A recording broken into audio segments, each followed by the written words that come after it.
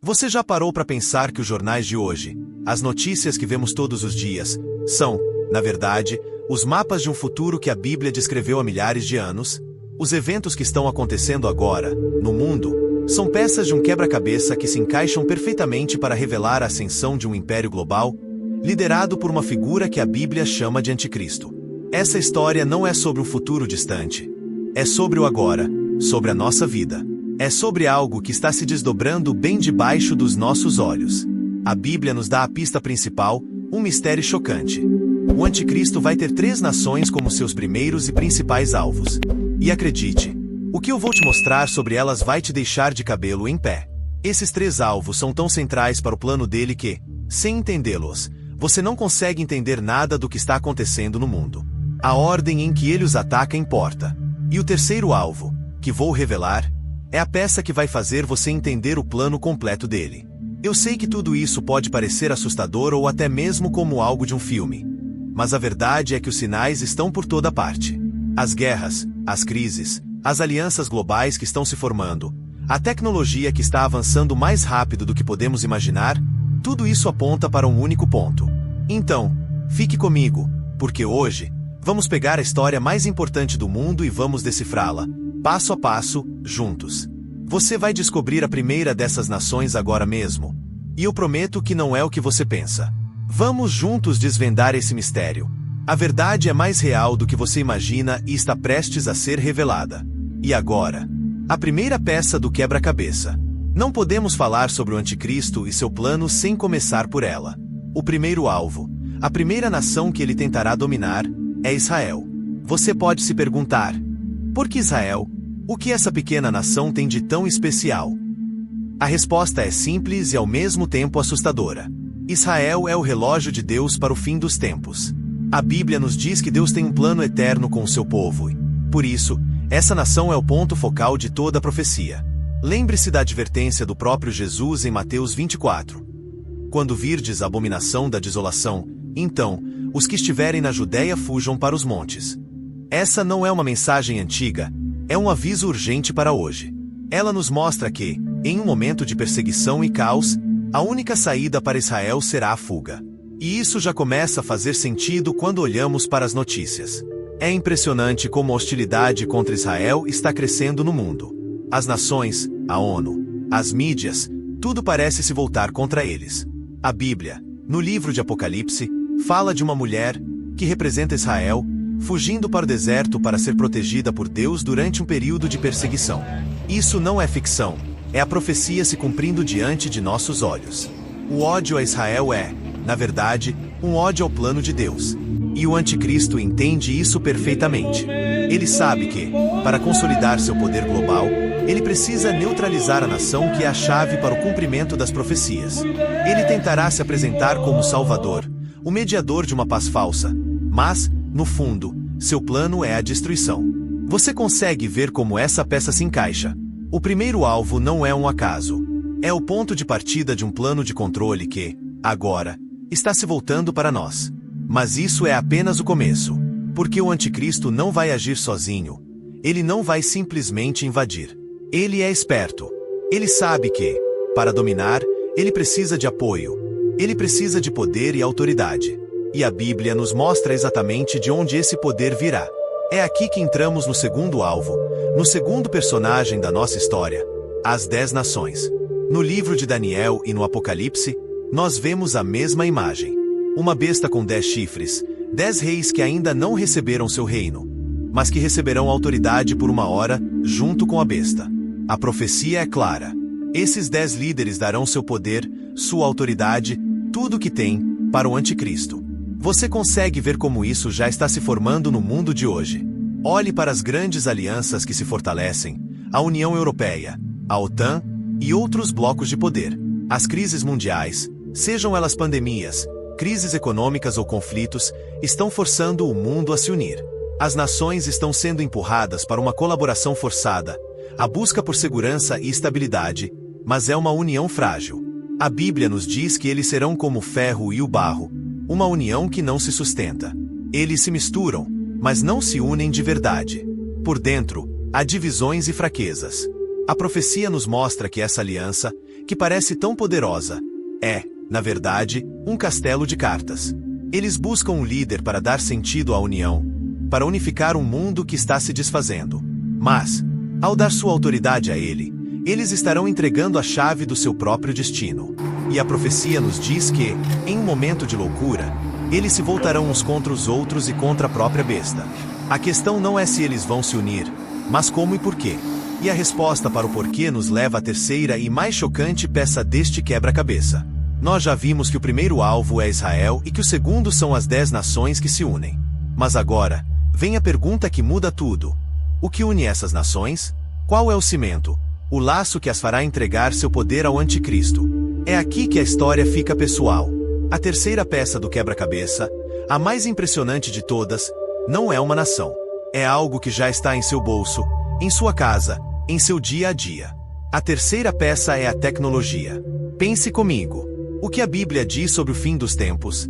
Que ninguém poderá comprar ou vender se não tiver a marca da besta. Por muito tempo, isso parecia impossível de acontecer.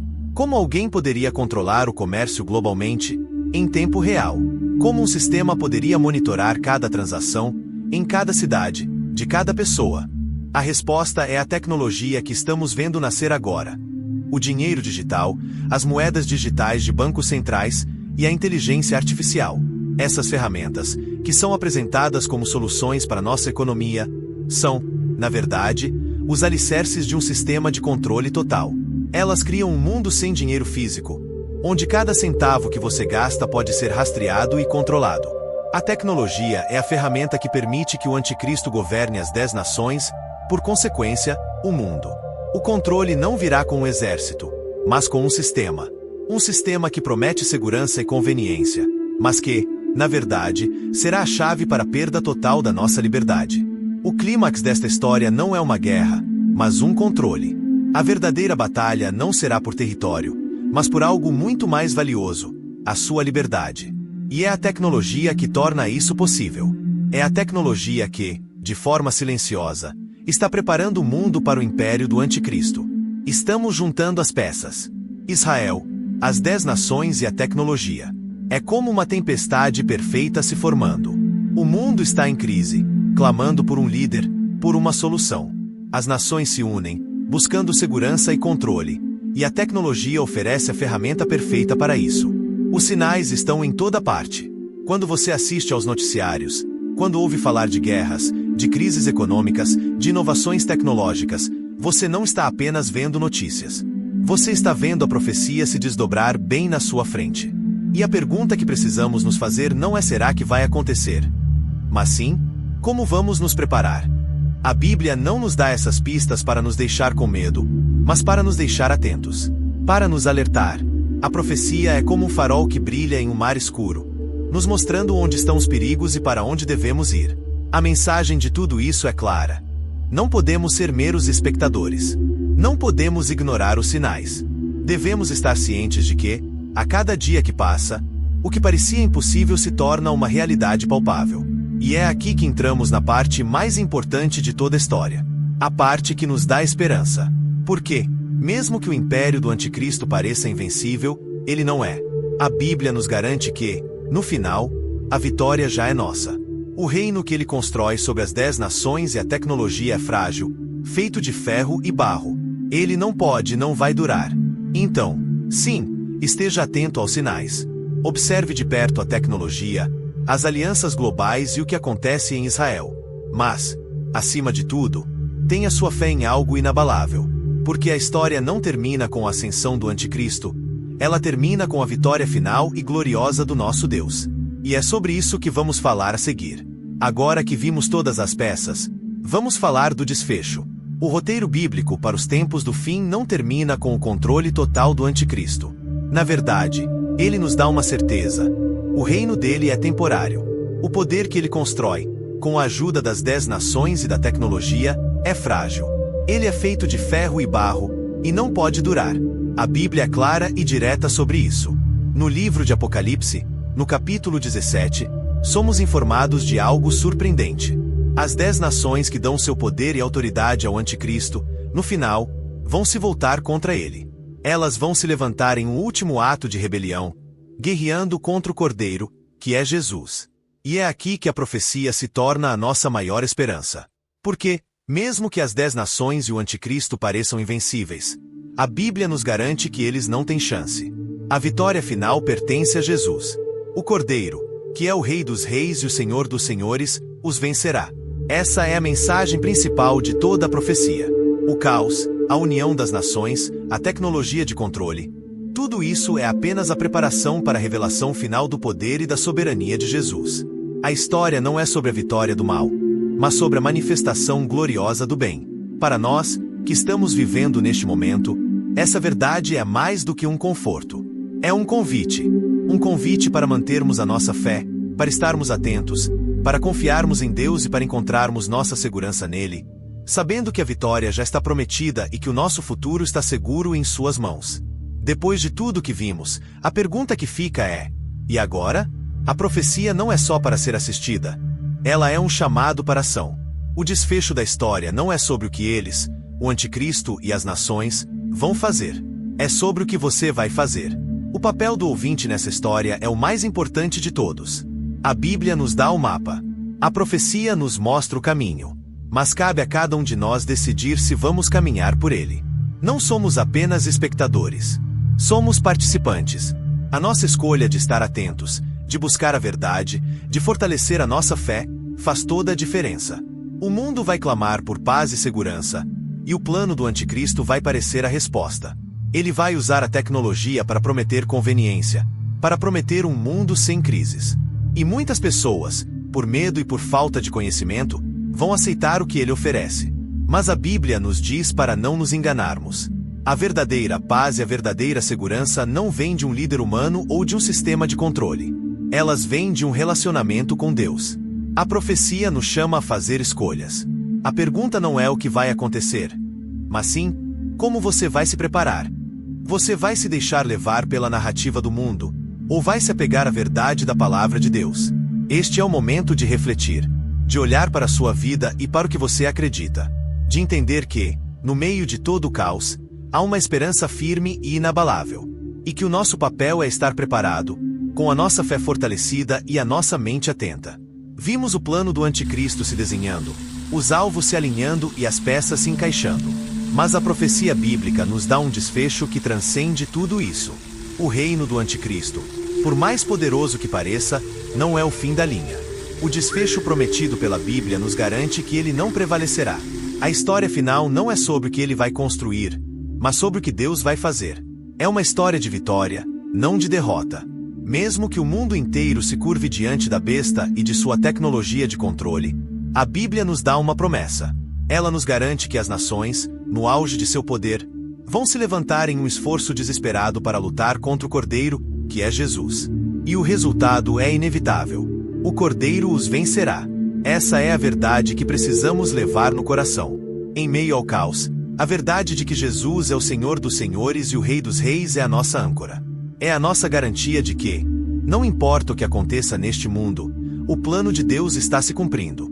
A história não termina com a ascensão do mal, mas com a revelação final do poder e da soberania de Jesus. Para nós, essa verdade não é apenas um conforto, mas um convite para estarmos atentos, para confiarmos em Deus e para encontrarmos segurança nele.